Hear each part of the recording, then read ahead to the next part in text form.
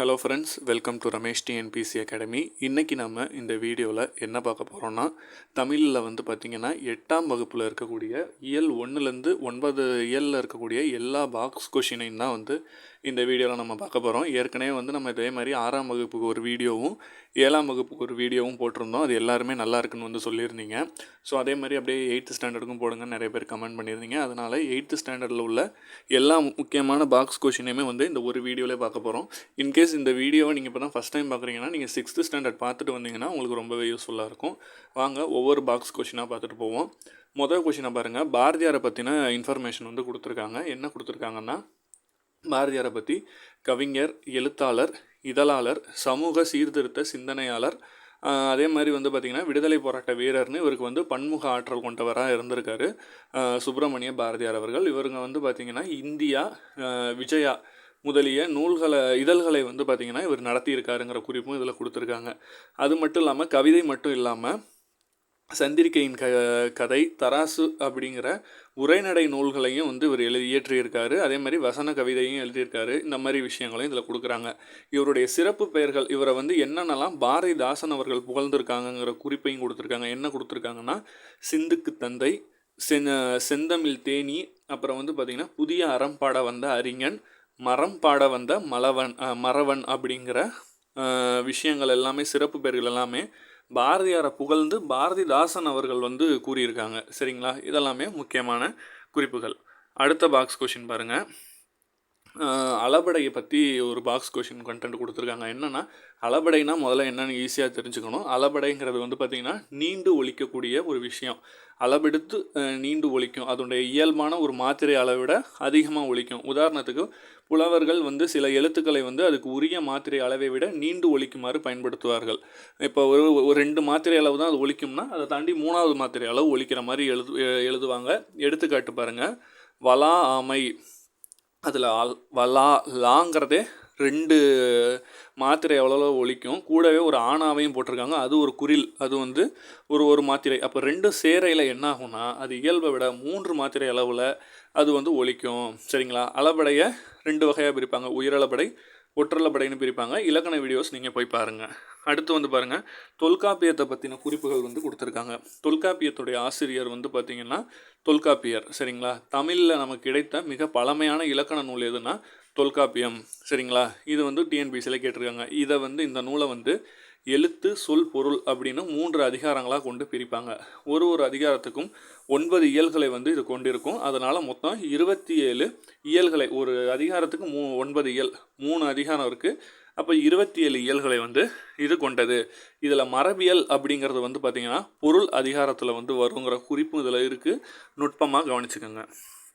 அடுத்து வந்து பாருங்கள், உயிரினங்களுடைய இளமை பெயர்கள் வந்து கொடுத்துருக்காங்க. அதே மாதிரி ஒளிமரபு வந்து கொடுத்துருக்காங்க. இப்போ புலி, அதனுடைய சிறிய வயதில் இருந்தால் அதுக்கு என்ன பேர்? புலிக்குட்டின்னு சொல்லக்கூடாது. புலி அப்படின்னா பரல் அப்படின்னு வந்து சொல்லணும். சிங்கத்துக்கு வந்து குருளை அப்படின்னு சொல்லணும். யானைக்கு கன்று, பசுவுக்கும் கன்று தான், ஆட்டுக்கு மட்டும்தான் குட்டி அப்படிங்கிற அந்த இளமை பெயரை நம்ம மரபுபடி பயன்படுத்தணும். அடுத்து ஒளிமரபு, அது எழுப்பக்கூடிய ஓசை, ஒளியை வச்சு அதுக்கு பெயர் வந்து பார்த்திங்கன்னா புலி வந்து உருமும், சிங்கம் வந்து முழங்கும். சரிங்களா? யானை பிளிரும், பசு கதரும், ஆடு தான் கத்தும். அப்படிங்கிறதெல்லாம் நோட் பண்ணிக்கோங்க. அடுத்து முக்கியமானது வந்து பாருங்கள், இலக்கணத்தில் கொடுத்துருக்காங்க. இந்த ஓரெழுத்து ஒரு மொழியை பற்றி குறிப்பு கொடுத்துருக்காங்க. நமக்கே தெரியும் ஓரெழுத்து ஒரு மொழி மொத்தம் 42 இருக்குது. ஏற்கனவே நம்ம இலக்கண வீடியோ பிளேலிஸ்ட்டில் நீங்கள் செக் பண்ணி பாருங்கள். ஓரெழுத்து ஒரு மொழிக்கு நம்ம ஃபுல் வீடியோ ஈஸியாக போட்டிருக்கோம், ஷார்ட்கட் வீடியோ. அதில் எந்தெந்த வரிசையில் என்னென்ன இருக்குங்கிறத கொடுத்துருக்காங்க. இது அந்தளவு இம்பார்ட்டன்ட் இல்லை. இதில் நீங்கள் முக்கியமாக பார்க்க வேண்டியது குறில் எழுத்துக்கள் எத்தனைங்கிறத வந்து பார்க்கணும். குறில் எழுத்துக்கள் இந்த 42 எழுத்துக்கள்லையுமே குறில் எழுத்துக்கள் எத்தனை அப்படின்னு வந்து பார்த்திங்கன்னா வெறும் 2 தான். நோ, அப்புறம் வந்து பார்த்திங்கன்னா தூ, இந்த 2 தான். ஒத்த கொம்பு நோனாவும் தூணாவும் மட்டும்தான் 2மே குறில் எழுத்து. மற்ற எல்லாத்தையும் பாருங்கள், 40 எழுத்துக்களே வந்து நெடில் எழுத்துக்களாகவே இருக்குது. அது ஒன்றுக்கும் ஒரு பொருள் இருக்குது. ஸோ அதெல்லாம் செக் பண்ணிக்கோங்க. அடுத்து வந்து பாருங்கள், செந்தமிழ் அந்தணர்னு வந்து பார்த்திங்கன்னா இளங்குமரனார் அவர்களுடைய குறிப்புகளை வந்து நமக்கு கொடுத்துருக்காங்க. இவர் வந்து பள்ளி ஆசிரியராக பணியாற்றியிருக்காரு. நூலாசிரியர், இதழாசிரியர், உரையாசிரியர், தொகுப்பாசிரியர்னு பன்முகத்தன்மையோட இவர் வந்து விளங்கியிருக்காரு. இலக்கண வரலாறு, தமிழிசை இயக்கம், தனித்தமிழ் இயக்கம் உட்பட பல நூல்களையும் இவர் எழுதியிருக்காரு.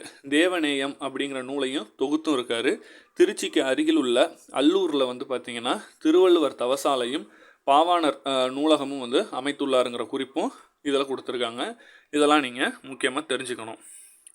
அடுத்து தமிழகத்தின் வேர்ட்ஸ்வர்த் அப்படின்னு அழைக்கப்படக்கூடிய கவிஞர் வாணிதாசன் அவர்களுடைய குறிப்பு இருக்குது.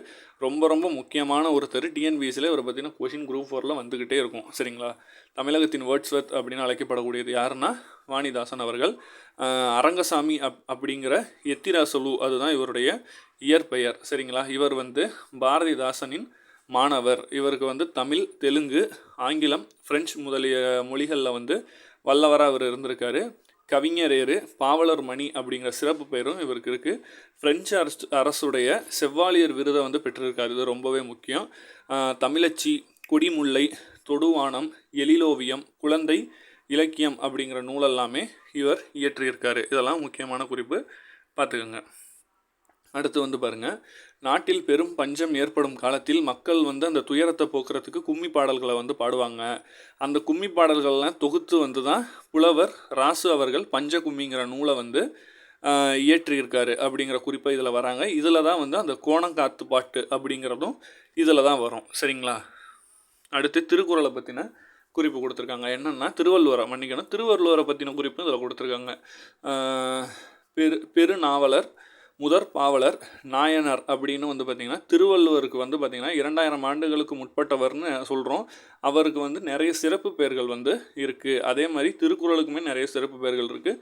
திருக்குறள் பிளேலிஸ்ட்டும் நான் கீழே தரேன், செக் பண்ணி பாருங்கள். உலகிலேயே வந்து பார்த்திங்கன்னா பல மொழிகளில் மொழிபெயர்க்கப்பட்ட நூல் அப்படின்னு சிறந்த நூலாக மொழிபெயர்க்கப்பட்ட நூல்னால் திருக்குறள் தான். சரிங்களா? இதை வந்து அறம், பொருள், இன்பம்னு முப்பாலாக வந்து பகுத்திருப்பாங்க. அறத்துப்பாலில் வந்து பாயுறவியல், இல்லறவியல், துறவரவியல், ஊழியல் அப்படின்னு சொல்லி 4 இயல்களும், பொருட்பாவில் வந்து பார்த்திங்கன்னா அரசியல், அமைச்சியல், அது அங்கவியல்னு கூட சொல்லுவாங்க, உளிப்பியல் அப்படின்னு இருக்கும். இன்பத்துப்பாலில் கலவியல், கற்பியல். இது வந்து மேட்ச் த ஃபாலோவிங்கில் லாஸ்ட் டைம் கூட கேட்டாங்க. ஸோ இதுவுமே முக்கியமான ஒன்று தான், நோட் பண்ணிக்கோங்க. அடுத்த முக்கியமானது நீலகேசியை பற்றின குறிப்பு கொடுத்துருக்காங்க. நீலகேசி ஐஞ்சிறுங்காப்பியங்களில் ஒன்று. இது வந்து பார்த்திங்கன்னா சமண சமய கருத்துக்களை வந்து அடிப்படையாக வந்து கொண்டு விளங்கியது. இதில் வந்து பார்த்திங்கன்னா 10 சருக்கங்களை கொண்டது. சரிங்களா? இதனுடைய ஆசிரியர் யாருன்னு நம்மளால் அறிய முடியவில்லை. சரிங்களா? இது வந்து நீலகேசி காப்பியத்தில் வந்து பார்த்திங்கன்னா தருமுறை சர்க்கத்திலிருந்து 2 பாடல்கள் வந்து இடம்பெற்றிருக்குங்க. இதெல்லாம் ஜஸ்ட் நமக்கு அந்தளவு தேவையில்லை. அடுத்து வந்து பாருங்கள், கவிமணி தேசிக விநாயகனார் அவர்களை பற்றின குறிப்புகளை வந்து கொடுத்துருக்காங்க. கவிமணின்னு போற்றப்படக்கூடியவர் யாருன்னா தேசிக விநாயகனார். இவர் வந்து குமரி மாவட்டத்தில் வந்து பார்த்திங்கன்னா தேரூரில் வந்து பிறந்திருக்காரு. ஏறத்தாழ 36 ஆண்டுகள் வந்து ஆசிரியராக இவர் பணியாற்றியிருக்காரு. ஆசிய ஜோதி, மருமக்கள் வழி, மான்மியம், அப்புறம் வந்து பார்த்திங்கன்னா கதர் பிறந்த கதை உட்பட பல கவிதை நூல்களை வந்து இவர் வந்து இது பண்ணியிருக்காரு. உமர் கயாம் பாடல்களை வந்து பார்த்திங்கன்னா மொழிபெயர்த்தும் அந்த நூல்களை படைத்திருக்காரு. சரிங்களா? இந்த பாடல் வந்து மலரும் மலைங்கிற இதெல்லாம் ஜஸ்ட் தேவையில்ல. ஸோ இந்த நியூஸ்லாம் பார்த்துங்க. அடுத்து வந்து தமிழர்கள் நடைமுறையில் இருக்கக்கூடிய மருத்துவ வகைகள் வந்து சொல்லியிருக்காங்க. ஜஸ்ட் இன்ஃபர்மேஷன் தான் பார்த்துங்க. சித்த மருத்துவம், ஆயுர்வேதம், அப்புறம் வந்து பார்த்திங்கன்னா யுனானி மருத்துவம்னு சொல்லுவாங்க. அப்புறம் வந்து அலோபதி மருத்துவம். அப்புறம் வந்து சுஜாதா அவர்களுடைய இதை கொடுத்துருக்காங்க, குறிப்பை கொடுத்துருக்காங்க. சுஜாதாவின் இயற்பெயர் வந்து பார்த்திங்கன்னா ரங்கராஜன்கிறது தான். இவர் வந்து பார்த்திங்கன்னா ஒரு சிறுகதைகள், புதினங்கள், நாடகங்கள், அறிவியல் கதைகள், அப்புறம் வந்து பார்த்திங்கன்னா திரைப்பட கதை வசனங்கள் இப்படின்னு வந்து பல துறைகளில் வந்து இவர் பணியாற்றிருக்காரு. மின்னணு வாக்கு எந்திரம் உருவாகிறதுக்கு வந்து பார்த்திங்கன்னா ஒரு முக்கிய பங்கு வந்து வகிச்சிருக்காரு. இவர் எழுதிய கதை நூல்கள் வந்து பார்த்திங்கன்னா என் இனிய இயந்திரா அப்படிங்கிற ஒரு நூல் இருக்குது. அப்புறம் வந்து மீண்டும் ஜீனோ, அப்புறம் வந்து ஸ்ரீரங்கத்து தேவதைகள், தூண்டில் கதைகள் அப்படிங்கிற நூல்களெல்லாம் இவர் இயற்றியிருக்காரு. அடுத்து முக்கியமான பாக்ஸ் கொஷின், இது ரொம்பவே முக்கியமானது. குமரகுருபரர் அவரை பற்றின குறிப்புகளை கொடுத்துருக்காங்க. குமரகுருபரர் 17ஆம் நூற்றாண்டை சார்ந்தவர். இவர் வந்து பார்த்திங்கன்னா தமிழ் மொழிக்கு பெருமை சேர்க்கும் வகையில் பல சிற்றிலக்கியங்களை வந்து படைத்திருக்காரு. சரிங்களா? கந்தர் கலிவெண்பா, அப்புறம் வந்து பார்த்திங்கன்னா கைலை கலம்பகம், சகலகலா வள்ளி மாலை, அப்புறம் வந்து மீனாட்சி அம்மை பிள்ளைத்தமிழ், முத்து குமாரசாமி பிள்ளைத்தமிழ்னு பல நூல்களை வந்து இவர் படைத்திருக்காரு. மக்களுக்கு வாழ்வுக்கு தேவையான நீதிகளை வந்து பார்த்திங்கன்னா ஒரு நீதி நெறி விளக்கம் அப்படிங்கிற ஒரு நூலை வந்து படைச்சிருக்காரு. இதில் வந்து கடவுள் வாழ்த்து பாடல் உட்பட 102 வெண்பாக்களால் வந்து ஆனது. சரிங்களா? இதெல்லாம் வந்து குறிப்புகள் இருக்குது. ஸோ இதெல்லாம் இம்பார்ட்டன்ட். அடுத்து ஆலங்குடி சோமு அவர்கள் பற்றின குறிப்புகள் வந்து 8th வந்து வந்திருக்கு. ஆலங்குடி சோமு இவர் வந்து பார்த்திங்கன்னா திரைப்பட பாடல் ஆசிரியராக வந்து இருந்திருக்காரு. சிவகங்கை மாவட்டத்தில் இருக்கக்கூடிய ஆலங்குடிங்கிற ஊரில் வந்து இவர் பிறந்திருக்காரு. தமிழ்நாட்டு அரசுடைய கலைமாமணி விருதை வந்து இவர் பெற்றிருக்காரு. இதுவும் குறிப்புகளில் வருது. அடுத்து முக்கியமான பாக்ஸ் கொஷின், விஜயலட்சுமி பண்டிட் அவர்கள் கூறிய சில கூற்றுகள், அவர்களுடைய கூற்றுகளை கொடுத்துருக்காங்க. இவங்க தான் ஐநா அவையின் வந்து பார்த்திங்கன்னா முதல் பெண் தலைவராக வந்து இருந்திருக்காங்க. இதுவுமே ஒரு இன்ஃபர்மேஷன் தான். கல்விங்கிறது வருவாய் தேடும் வழிமுறை இல்லை, வழிமுறை அன்றுன்னு வந்து சொல்லியிருக்காங்க. அது வந்து வருவாய்க்காக படிக்கிற விஷயம் கிடையாது. நம்மளுடைய மெய்யியல் தேடவும் அறிவு நெறி பயிலவும் மனித ஆன்மாவுக்கு பயிற்சி அளிக்கும் ஒரு நெறிமுறை அப்படிங்கிறத அவங்க சொல்லியிருக்காங்க. அடுத்து வந்து திருவிக்கா அவர்களுடைய குறிப்புகளை கொடுத்துருக்காங்க. திருவிக்கா அப்படிங்கிறதுடைய முழு பெயர் என்னென்னா திருவாரூர் விருதாச்சலம் கல்யாண சுந்தரம் அப்படிங்கிறது தான் அதனுடைய முழு விரிவாக்கம். திருவிக்கான்னு நம்ம அழைக்கிறோம். அரசியல், சமுதாயம், சமயம், அப்புறம் வந்து தொழிலாளர் நலன்கிற பல துறையில் வந்து இவர் ஈடுபட்டிருக்காரு. இவர் ஒரு சிறந்த மேடை பேச்சாளர். தமிழ் தென்றல்னு நம்ம எல்லாருமே அன்போடு அழைக்கிறோம். தமிழ் தென்றல் திருவிக்கா அவர்கள். இவர் வந்து பார்த்திங்கன்னா மனித வாழ்க்கையும் காந்தியடிகளுங்கிற நூலை எழுதியிருக்காரு. அப்புறம் வந்து பெண்ணின் பெருமை, தமிழ் சோலை, புதுமை வேட்டல், அப்புறம் வந்து முருகன் அல்லது அழகு அப்படிங்கிற பல நூல்களை வந்து இவர் எழுதியிருக்காரு. அடுத்து முக்கியமான பாக்ஸ் கொஷின் பாருங்கள். பீசா குப்புசாமி அவர்களுடைய குறிப்புகள் கொடுத்துருக்காங்க. இவர் வந்து பார்த்திங்கன்னா ஒரு சிறுகதை ஆசிரியர்களில் ஒருவர். தொடக்கப்பள்ளியில் தலைமை ஆசிரியராக பணியாற்றி ஓய்வு பெற்றிருக்காரு. ஜெயகாந்தனோடு பல்லாண்டுங்கிற நூலை இவர் தான் வந்து இது பண்ணியிருக்காரு, எழுதியிருக்காரு. அதே மாதிரி ஒரு ஆரம்ப பள்ளி ஆசிரியரின் குறிப்புகள் அப்படிங்கிற நூலையும் இவர் தான் எழுதியிருக்காரு. அடுத்து இது இலக்கணத்தில் ஜஸ்ட் இதில் வந்து எது இம்பார்ட்டன்ட்னா லாஸ்ட் டைம் வேற்றுமை உறுப்புகள் வந்து கொடுத்துருந்தாங்க. எத்தனாவது வேற்றுமைக்கு என்னென்ன உறுப்புகள் அது நீங்கள் பார்த்தா போதும். முதலாம் வேற்றுமைக்கு இல்லை, சரிங்களா. முதலுக்கும் 8க்கும் இல்லை. 2க்கு ஐ, 3க்கு வந்து ஆல், ஆண், ஒடு, ஓடு இதெல்லாம் இருக்கும். 4க்கு வந்து 4ஆம் வேற்றுமை வந்து கூ மட்டும்தான். உறுப்புகள் வந்து பார்த்திங்கன்னா கூ மட்டும்தான். 5க்கு இல், இன், சரிங்களா. 6க்கு அது, ஆது, ஆ. 7ஆவதுக்கு வந்து பார்த்திங்கன்னா கண், சரிங்களா. இதெல்லாம் ஜஸ்ட் நீங்கள் பார்த்துங்க. அடுத்து சுந்தரர் அவர்களுடைய குறிப்புகள் கொடுத்துருக்காங்க, சரிங்களா. சுந்தரர் வந்து பார்த்திங்கன்னா தேவாரம் பாடிய மூவரில் வந்து பார்த்திங்கன்னா ஒருவர். இவர் வந்து பார்த்திங்கன்னா நம்பி அருள்வார், அப்புறம் தம்பிரான் தோழர்னு சிறப்பு பெயர்களால் எல்லாருமே வந்து அழைக்கிறாங்க. இவர் அருளிய தேவார பாடல்கள் வந்து பார்த்திங்கன்னா 12 திருமுறைகளில் 7ஆம் திருமுறையில் வைக்கப்பட்டிருக்கு, சரிங்களா. இவர் இயற்றிய திருத்தொண்டர் தொகையை தான் முதல் நூலாக கொண்டு சேக்கிலார் வந்து பெரிய புராணத்தையே படைச்சிருக்காரு, சரிங்களா.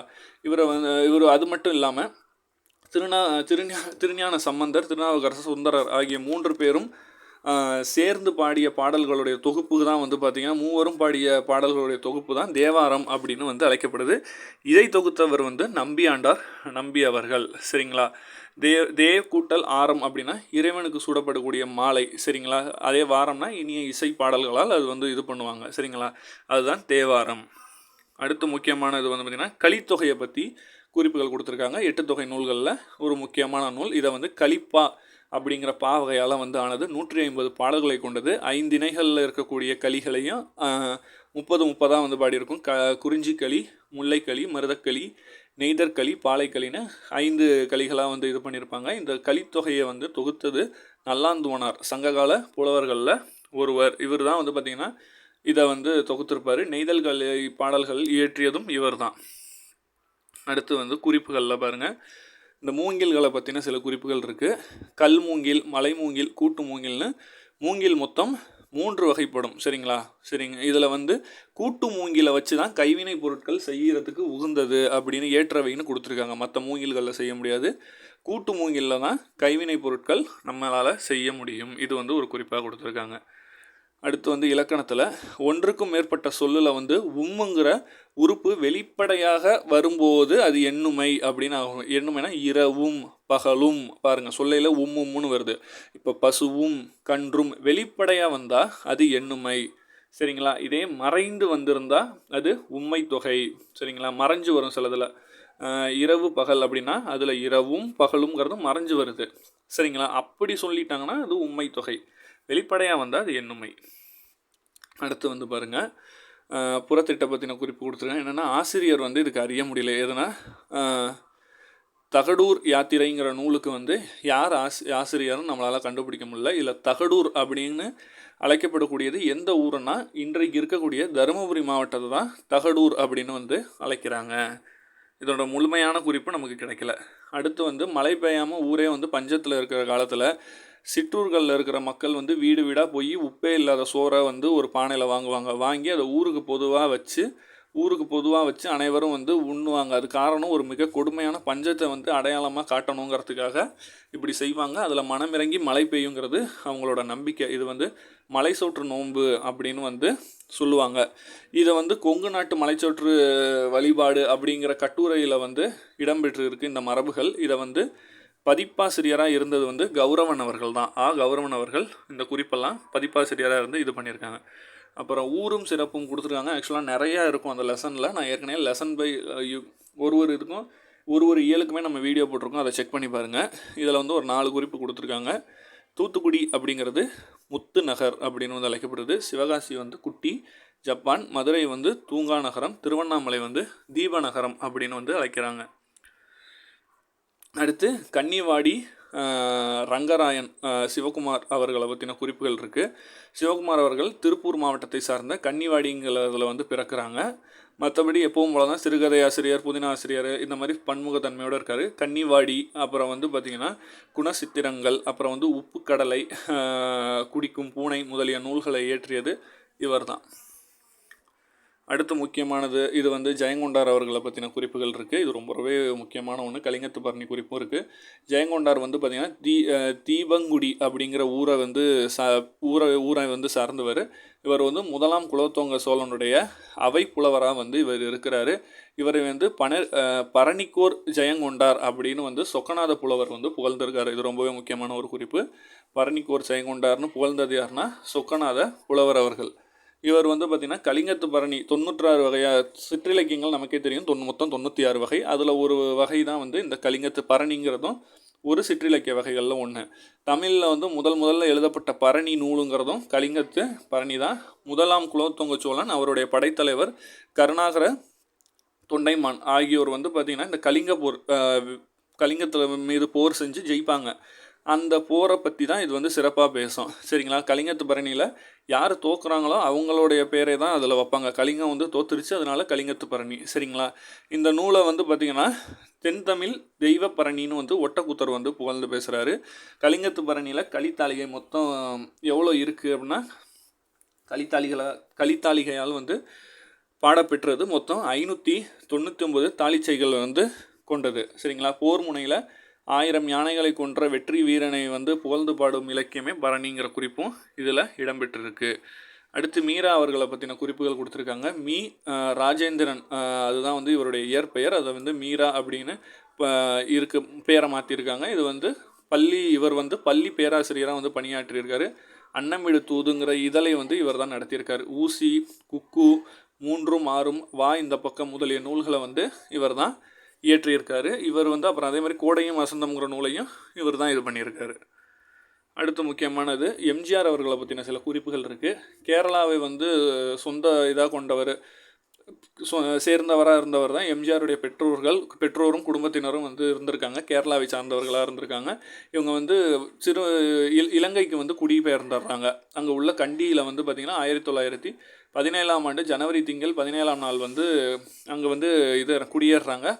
தந்தை பெயர் வந்து கோபாலன், தாய் பெயர் வந்து சத்யபாமா. இவங்க வந்து 5வது மகனாக இவங்களுக்கு பிறப்பவர் தான் எம்ஜிஆர் அவர்கள். குழந்தையாக இருக்கும்போதே தந்தை வந்து இறந்துடுறாரு. அதனால் வந்து இவங்க திரும்பவும் வந்து தமிழ்நாட்டில் இருக்கக்கூடிய கும்பகோணத்துக்கு வந்து குடியேறுறாங்க. அடுத்து முக்கியமானது சென்னை பல்கலைக்கழகத்தில் தான் வந்து பார்த்திங்கன்னா இவர் எம்ஜிஆர் அவர்கள் செய்த பணிகளையும் சிறப்பையும் வந்து பாராட்டி டாக்டர் பட்டம் வந்து வழங்குறாங்க. தமிழக அரசால் வந்து பார்த்திங்கன்னா இவர்களுடைய நினைவை போற்றும் வகையாக எம்ஜிஆர் மருத்துவ பல்கலைக்கழகத்தை வந்து நிறுவுகிறாங்க. சரிங்களா? அதே மாதிரி சென்னையில் இருக்கக்கூடிய கடற்கரையில் இவருக்கு வந்து நினைவிடம் வந்து அமைக்கப்படுது. சரிங்களா? இவர் இறந்ததற்கு பின் இந்திய அரசுடைய மிக உயரிய பாரத ரத்னா விருது, அதாவது இந்திய மாமணி அப்படிங்கிற விருது 1988ஆம் ஆண்டு வழங்கப்பட்டு இவரை வந்து பெருமைப்படுத்துகிறாங்க. அதுக்கப்புறம் எம்ஜிஆர் அவர்கள் வந்து பார்த்திங்கன்னா நூற்றாண்டு விழாவை ஒட்டி 2017 to 18 தமிழக அரசால் வந்து சென்னைக்கும் மதுரைக்கும் வந்து பார்த்திங்கன்னா அங்கே இருக்கக்கூடிய பேருந்து நிலையங்களுக்கு எம்ஜிஆர் பேருந்து நிலையம்னு பெயர் சூட்டப்படுது. இந்திய அரசு அப்புறம் வந்து சென்னை சென்ட்ரல் ரயில் நிலையத்துக்கு புரட்சித் தலைவர் டாக்டர் எம்ஜி ராமச்சந்திரன் மத்திய ரயில் நிலையம்னு வந்து பார்த்திங்கன்னா பெயரை வந்து மாற்றம் செய்கிறாங்க. இதெல்லாம் வந்து ரொம்பவே முக்கியமான குறிப்பு தான். அடுத்து வந்து திருமந்திரத்தை பற்றின குறிப்புகள் வருது. என்னென்னா 63 நாயன்மார்களில் ஒருவராகவும் 18 சித்தர்களையும் ஒருவராகவும் கருதப்படுபவர் தான் திருமூலர் அவர்கள். அவர் இயற்றிய நூல் தான் இந்த திருமந்திரம். திருமந்திரத்தை வந்து பார்த்திங்கன்னா 3000 பாடல்களை வந்து கொண்டது. அதை தமிழ் 3000ன்னு வந்து அழைப்பாங்க. அதுக்கு வேறு பெயர்களும் இருக்குது. 12 திருமுறைகளில் 10ஆம் திருமுறையாக இந்த திருமந்திரம் வைத்து பாடப்படும். அடுத்து முக்கியமானது குன்னக்குடி மஸ்தான் சாஹிப் அவர்களை பற்றின குறிப்பு. குணங்குடி மஸ்தான் சாஹிப் அவர்களுடைய இயற்பெயர் வந்து பார்த்திங்கன்னா சுல்தான் அப்துல் காதர். சரிங்களா. இளம் வயதிலேயே முற்றும் துறந்தவராக அவர் வந்து வாழ்கிறாரு. சதுரகிரி, புறாமலை, அப்புறம் வந்து நாகமலை முதலிய மலைப்பகுதிகளில் வந்து இவர் தவம் செய்து ஞானம் பெற்றதாக வந்து கூறப்படுகிறது. எக்கால கண்ணி, மனோன்மணி கண்ணி, அப்புறம் வந்து நந்தி சுவர கண்ணி அப்படிங்கிற நூல்களை எல்லாம் இவர் இயற்றுறாரு. சரிங்களா. அதே மாதிரி இவருடைய நூல்களை எல்லாம் தொகுத்த பாடப்பகுதி தான் வந்து பார்த்திங்கன்னா குடியார் பாடற்கோவை அப்படிங்கிறத வந்து இவர் நூல்கள்லாம் தொகுக்கப்பட்டிருக்கு. அடுத்து வந்து பெரியாரை பற்றின ஒரு குறிப்பு இருக்குது. என் பகுத்தறிவு பிரசாரத்திற்கு வந்து பார்த்திங்கன்னா சீர்திருத்த கருத்துக்களை முன்னோடியாக திகழ்ந்தவர் யாருன்னா பண்டித அயோத்திதாசர் அப்படின்னு வந்து பார்த்திங்கன்னா யார் கூறுறாங்க அப்படின்னு வந்து பார்த்திங்கன்னா தந்தை பெரியார் அவர்கள் கூறுகிறார். அடுத்து வந்து அயோத்திதாசர் இயற்றிய நூல்களை பற்றி வந்து கொடுத்துருக்காங்க. ஆதி வேதம், அப்புறம் வந்து பார்த்திங்கன்னா இந்திரர் தேச சரித்திரம், அப்புறம் வந்து விவாக விளக்கம், அப்புறம் வந்து புத்தர் சரித்திரப்பா அப்படிங்கிற நூல்கள்லாம் வந்து இவர் இது பண்ணியிருக்காரு. அதேமாரி திருவள்ளுவர், ஔவையார் முதலியோருடைய படைப்புகளை பௌத்த கோட்பாட்டுக்கு அடிப்படையாக கொண்டு இவர் வந்து விளக்கம் கொடுத்து எழுதியிருக்காரு. அடுத்து முக்கியமான குறிப்பு. அதே மாதிரி சென்னையில் வந்து பார்த்திங்கன்னா தாம்பரத்தில் உள்ள சித்த ஆராய்ச்சி மையத்துடன் இணைந்து மருத்துவமனைக்கு அயோத்திதாச பண்டிதர்னு வந்து பார்த்திங்கன்னா மருத்துவமனைக்கு பெயர் வந்து சூட்டப்பட்டு இவரை வந்து சிறப்பித்தாங்க. அடுத்து சிறுகதை மன்னரை பற்றி கொடுத்துருக்காங்க. சிறுகதை மன்னர் வேறு யாரும் இல்லை, புதுமை பித்தன் அவர்களை தான் சிறுகதை மன்னன் அப்படின்னு வந்து அழைப்பாங்க. அவருடைய இயற்பெயர் வந்து பார்த்திங்கன்னா விருதாச்சலம். சரிங்களா. இவரும் வந்து பன்முகத்தன்மையாளராக வந்து விளங்கியிருக்காரு. 100க்கும் மேற்பட்ட சிறுகதைகளை படைத்திருக்காரு.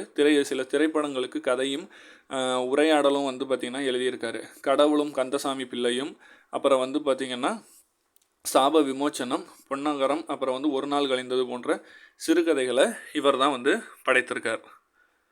அடுத்து வந்து பார்த்திங்கன்னா சில குறிப்புகள் கொடுத்துருக்காங்க. என்னன்னா மார்கழி திங்களில் வந்து பார்த்திங்கன்னா விடியறதுக்கு முன்பே பெண்கள் துயிலெழுந்து இறைவனை வந்து வழங்குவாங்க. அதை வந்து பார்த்திங்கன்னா பாவை நோம்பும்பாங்க. திருமாலை வந்து வழிபடும் பெண்கள் வந்து பார்த்திங்கன்னா ஆண்டாள் பாடிய அதாவது திருமாலை வழிபடும் பெண்கள் வந்து பிற பெண்களை எழுப்புவது வந்து பார்த்திங்கன்னா ஆண்டாள் பாடிய திருப்பாவை கூறுகிறது. அதே சிவபெருமானை வழிபடக்கூடிய பெண்கள் வந்து அந்த துயில் எழுதுவதை வந்து பார்த்திங்கன்னா திருவெம்பாவை மாணிக்கவாசகர் இயற்றிய திருவெம்பாவை வந்து கூறுகிறது. இதெல்லாம் வந்து குறிப்புகள் பார்த்துக்கோங்க. இறையனாருடைய இயற்பெயர் வந்து பார்த்திங்கன்னா சேசுராசு. சரிங்களா. இவர் தான் வந்து இந்த நூல்கள்லாம் இது பண்ணியிருக்காரு, தொகுத்திருக்காரு. ஆண்டாள் இயற்றிய திருப்பாவை, அப்புறம் வந்து அதை தழுவி வந்து கன்னிப்பாவைங்கிற நூலை வந்து இவர் தான் வந்து எழுதியிருக்காரு. இவர் பேராசிரியராக பணிபுரிந்திருக்காரு. அப்புறம் வானம்பாடி இயக்கத்தில் வரக்கூடிய மேத்தா அவர்களுடைய குறிப்பு. வீடியோ கொஞ்சம் ஸ்பீடாக தான் போகும், எதுவும் தப்பாக எடுத்துக்காதீங்க, அவ்வளோ குறிப்புகள் இருக்குது. அதனால தான் வானம்பாடி இயக்கத்துடைய கவிஞர்களில் குறிப்பிடத்தக்க ஒருத்தர் தான் மேத்தா அவர்கள். புது கவிதைகளுக்கு முன்னோடியாக வந்து இவர் இருந்திருக்காரு. கண்ணீர் பூக்கள், அப்புறம் வந்து ஊர்வலம், சோழ நிலவு, அப்புறம் மகுட நிலவு, சோழ நிலா, மகுட நிலாங்கிற நூல்களெல்லாம் இவர் தான் வந்து எழுதியிருக்காரு. சரிங்களா. இதில் ஆகாயத்துக்கு அடுத்த வீடுங்கிற இவருடைய படைப்பு தான் வந்து ரொம்ப முக்கியமானது. சாகித்ய அகாடமி விருது பெற்றுச்சு. மேத்தா அவர்கள்னாலே ஆகாயத்திற்கு அடுத்த வீடு, அதை நோட் பண்ணிக்கோங்க. அடுத்து அம்பேத்கர் அவர்களுடைய பொன்மொழிகள் கொடுத்துருக்காங்க. நான் வணங்கும் தெய்வங்கள் 3. முதல் தெய்வம் அறிவு, 2ஆம் தெய்வம் சுயமரியாதை, 3ஆம் தெய்வம் நன்னடத்தை. இது முக்கியமானது. இதை கொடுத்து அவங்க கொஷினாக கேட்கறதுக்கான வாய்ப்புகள் ரொம்பவே அதிகம். அப்புறம் வந்து பார்த்திங்கன்னா ரெட்டைமலை சீனிவாசன் அவர்களை பற்றின குறிப்புகள் கொடுத்துருக்காங்க. இந்தியர்களுக்கு அரசியல் உரிமை வழங்குவதை பற்றி முடிவு செய்ய 1930ஆம் ஆண்டு நவம்பர் திங்களில் இங்கிலாந்தில் முதல் வட்டமிசை மாநாடு நடைபெறுது. அதில் வந்து பார்த்திங்கன்னா ஒடுக்கப்பட்ட மக்கள் சார்பாக வந்து பார்த்திங்கன்னா அம்பேத்கரோட இணைந்து தமிழகத்திலேருந்து யார் போனாங்கன்னா ரெட்டைமலை சீனிவாசன் அவர்கள் கலந்து கொண்டார் அப்படிங்கிற குறிப்பு இங்கே கொடுத்துருக்காங்க. அடுத்து ராஜலக்ஷ்மி அவர்களுடைய குறிப்புகள் கொடுத்துருக்காங்க. கோமகள் அவங்களுடைய இயற்பெயர் வந்து ராஜலக்ஷ்மி. இவங்களும் சிறுகதை, புதினம், அப்புறம் வந்து நிறைய வானொலி திரைப்பட நாடகங்கள் முதலியவற்றையெல்லாம் எழுதியிருக்காங்க. அதே மாதிரி அன்னை பூமி அப்படிங்கிற புதினத்திற்கு தான் இவங்க வந்து பார்த்திங்கன்னா தமிழ்நாடு அரசுடைய விருதை வந்து பெறுறாங்க. தஞ்சை தமிழ் பல்கலைக்கழகத்தில் தமிழன்னை விருதையும் வந்து இவங்க பெறுறாங்க. உயிர் அமுதாய், அப்புறம் வந்து நிலா கால நட்சத்திரங்கள், அன்பின் சிதறல் உட்பட நூல்களை இவங்க தான் வந்து எழுதியிருக்காங்க. இதெல்லாம் தான் வந்து பார்த்திங்கன்னா 8th ஸ்டாண்டர்டில் இருக்கக்கூடிய முக்கியமான பாக்ஸ் கொஷின். இந்த ஒரு வீடியோவில் நீங்கள் எல்லா பாக்ஸ் கொஷினும் பார்த்துட்டிங்க. இந்த வீடியோ நிச்சயமாக உங்களுக்கு யூஸ்ஃபுல்லாக இருக்கும். இந்த வீடியோ பிடிச்சிருந்தா தயவு செஞ்சு லைக் பண்ணுங்கள். ஏன்னா லைக் பண்ணால் தான் நிறைய பேருக்கு போகும். ஏன்னா நம்ம மெனக்கட்டு வீடியோஸ் போடுறோம். ஆனால் நிறைய பேர் ஃபுல்லாக பார்த்துட்டு லைக்கும் பண்ண மாட்டேறீங்க, எதுவுமே பண்ண மாட்டேறீங்க. ஸோ லைக் பண்ணுங்கள் ப்ளீஸ். வேறு என்ன சொல்கிறது, உங்களுக்கு வேறு எதாவது வீடியோ வேணால் கமெண்ட் பண்ணுங்கள். வேறு சப்ஜெக்டில் இதே மாதிரி பாக்ஸ் வீடியோஸ் வேணும், பாக்ஸ் கொஷின்ஸ் வீடியோ வேணும், பாலிட்டிக்கு வேணும், எக்கனாமிக்ஸ் வேணும்னா கமெண்ட் பண்ணுங்கள். நான் அதுக்கான வீடியோஸ் போடுறேன். தொடர்ந்து சப்போர்ட் பண்ணுங்கள். நன்றி, வணக்கம்.